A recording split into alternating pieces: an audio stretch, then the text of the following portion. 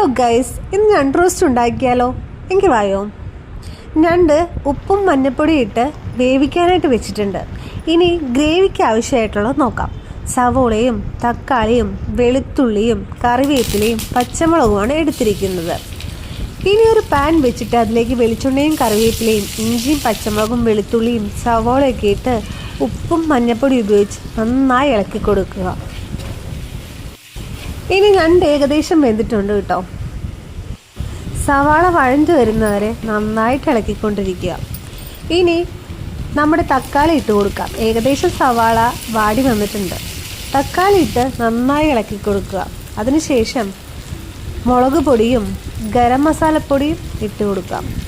ഓരോരോ അളവിനനുസരിച്ച് ഇട്ട് കൊടുക്കാം കേട്ടോ. ഞാനിവിടെ 1.5 സ്പൂൺ മുളക് പൊടിയും 2 സ്പൂൺ ഗരം മസാലപ്പൊടിയുമാണ് ഇട്ട് കൊടുത്തിരിക്കുന്നത്. ഇനി എടുത്തു വെച്ചിരിക്കുന്ന നമ്മുടെ ഞണ്ടും കൂടെ ഇട്ട് കൊടുക്കാൻ. ഞണ്ടിലേക്ക് മുളക് മസാലയൊക്കെ പിടിക്കാൻ നന്നായി ഇളക്കി കൊടുക്കുക. ഇപ്പം നമ്മുടെ ഞണ്ട് നന്നായി റെഡിയായിട്ടുണ്ട് കേട്ടോ.